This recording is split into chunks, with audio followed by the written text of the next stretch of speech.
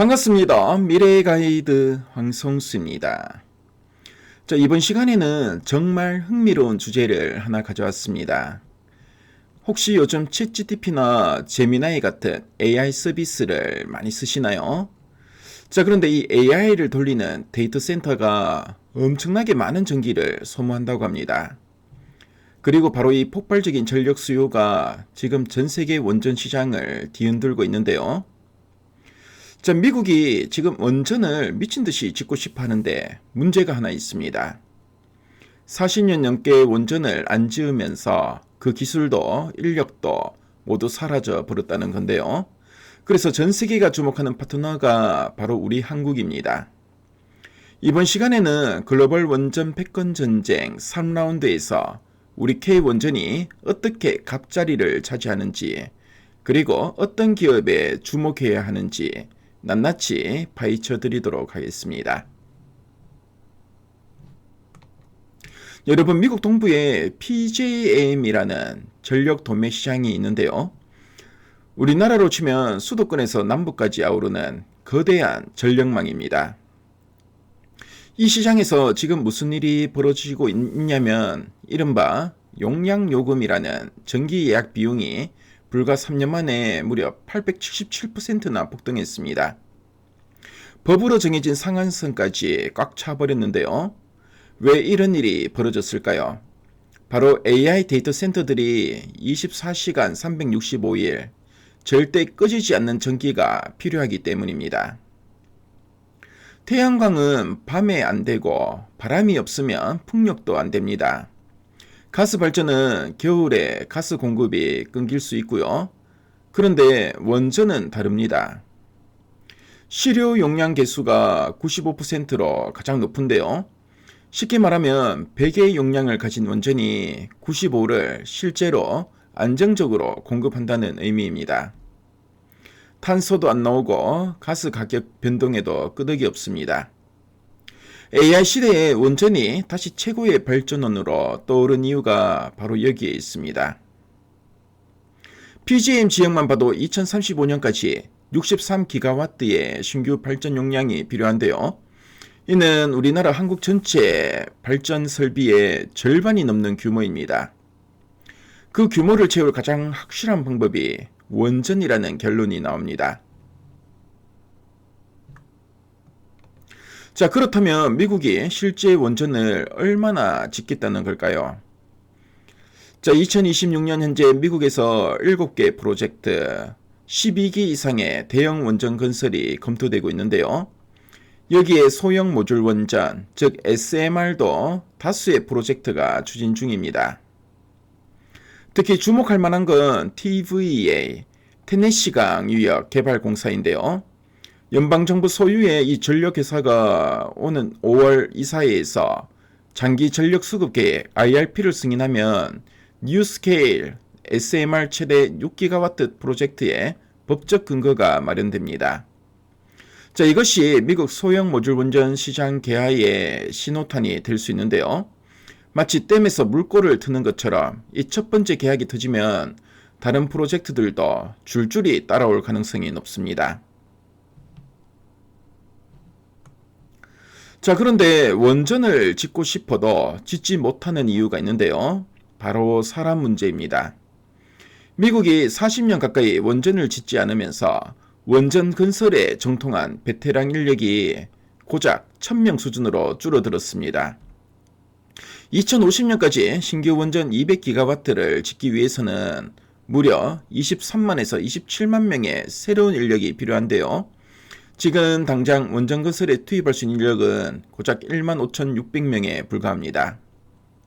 뿐만 아니라 원전 기자재를 만들 수 있는 공장도 태부적인데요. 원자로 핵심 부품을 제조하기 위한 초대형 단조 설비는 미국에 아예 없습니다. 마치 건물을 짓고 싶은데 벽돌 공장도 숙련대 미장이도 없는 상황이라고 보시면 되는데요. 미국 혼자서는 계획대로 원전을 짓기가 사실상 불가능합니다. 자, 그렇다면 미국이 손을 내밀 파트너는 누구일까요? 바로 대한민국입니다. 자, 우리나라는 1970년대부터 지금까지 50년 동안 한 번도 쉬지 않고 원전을 건설해 왔는데요. 국내 30기, 아랍에미리트 4기, 이 과정에서 시스템 설계, 건설, 제조 모든 분야에서 최고 수준의 고숙련 인력을 보유하게 되었습니다. 자, 그럼 수치로 비교해 볼까요? 원전 2기를 건설할 때 필요한 인력이 미국은 무려 1만 명에 달하는데요. 우리나라는 3천 명으로 해냅니다. 생산성이 3배가 넘는 것입니다. 또한 한국의 원자력 기자재 제조사 25개사가 미국에서 원전 기자재 품질 인증이 ASME N-스탬프를 이미 보유하고 있기 때문에 미국 규제 기준에 맞는 부품을 빠르게 공급할 수 있습니다. 자, 이것이 K원전의 진짜 경쟁력이라고 할 수 있습니다. 한전기술은 2008년부터 실제로 미국 에피천 원전의 핵심 건물 상세 설계에 참여해서 300명이 넘는 인력을 파견한 경험도 갖고 있는데요. 낯선 땅이 아닌 것입니다. 자, 그렇다면 팀 코리아는 미국 원전 시장에 어떤 방식으로 참여하게 될까요? 크게 3가지 시나리오가 있습니다. 첫 번째 시나리오는 에피천 원자로 및 터빈 건물 시공, 보조기기 EPC를 담당하는 방식인데요.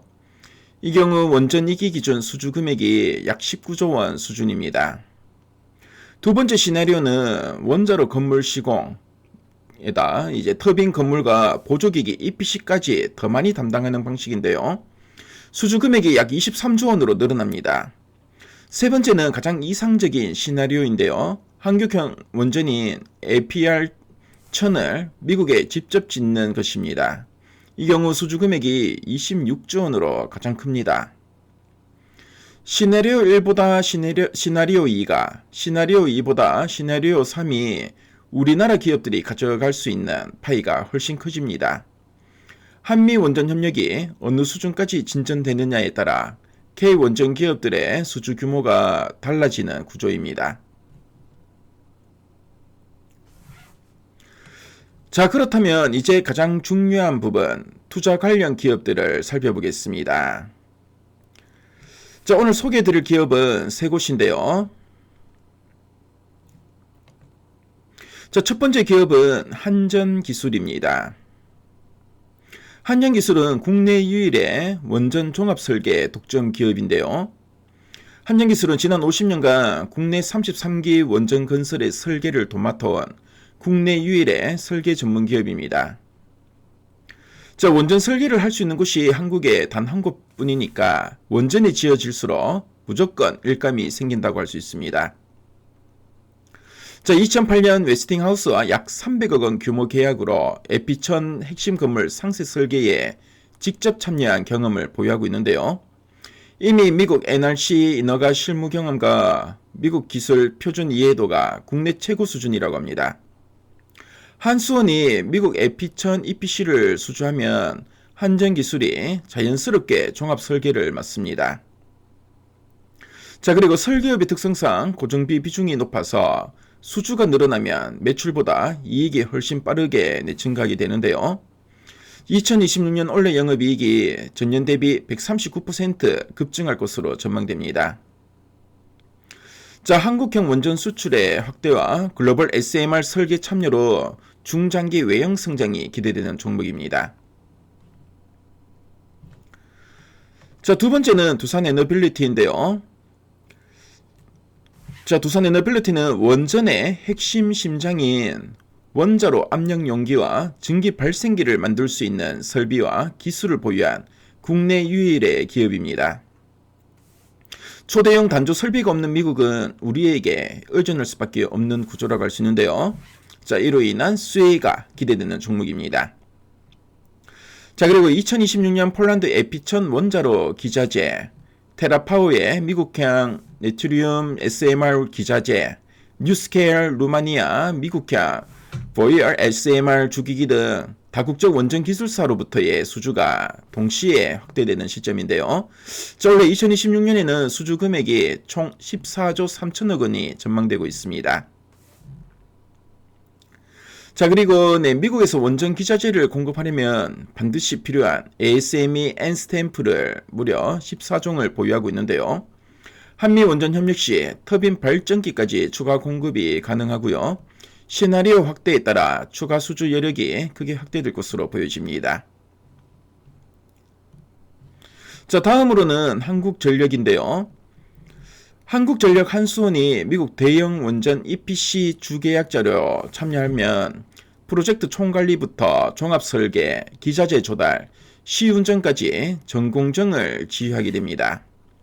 48년 원전 건설 운영 노하우가 온타임 온버지 신뢰도의 원천이라고 할 수 있습니다. 자, 2026년 올해는 원전 가동률이 88.6%로 회복될 것으로 보여지는데요. LNG 가격 하락으로 연료비와 전력 구입비가 동시에 감소할 것으로 보여집니다. 자, 영업이익은 18조 9천억 원으로 전년 대비 22% 증가할 것으로 예상되는데요. 배당 수익률도 현재 주가 기준 약 5.7%로 매력적으로 보여집니다. 자, 그리고 미국 외에도 베트남 닌투원, 티르키의 시노프, 체코의 테물린 등 다수의 해외 원전 수출 협상이 동시에 진행 중인데요. 자, 2026년 올해는 베트남, 2027년부터 2028년에는 티르키예의 계약이 확정될 것으로 기대됩니다. 해외 원전 EPC 사업 가치가 주가에 본격 반영되는 시점으로 보여집니다. 자, 그럼 오늘의 핵심을 한번 정리해 드리겠습니다. 자, AI 데이터 센터의 폭발적인 전력 수요가 원전 르네상스를 불러왔고요. 자, 미국은 원전을 짓고 싶지만 혼자 힘으로는 불가능한 상황입니다. 40년의 공백으로 인력도 기술도 공장도 무너진 상태이기 때문인데요. 반면에 우리나라는 50년 무중단 원전 건설의 경험을 가진 세계에서 몇 안 되는 나라입니다. 한미 원전 동맹이 본격화될수록 K 원전 기업들의 수주 가능 시장은 구조적으로 확장됩니다. 자, 이 흐름의 수혜를 가장 직접적으로 받을 기업은 이번 시간에 소개해드린 한전기술과 두산에너빌리티, 한국전력이라고 보여지고요. 특히 한전기술과 두산에너빌리티를 관심있게 보시면 좋을 것 같습니다. 자, 오늘 방송 내용이 투자 판단에 많은 도움이 되었으면 좋겠고요. 자, 여러분들의 성공 투자를 응원하겠습니다. 자, 그럼 저는 다음 시간에 더 유익한 정보로 찾아뵙도록 하겠습니다. 네, 지금까지 미래가이드 황승수였습니다. 감사합니다.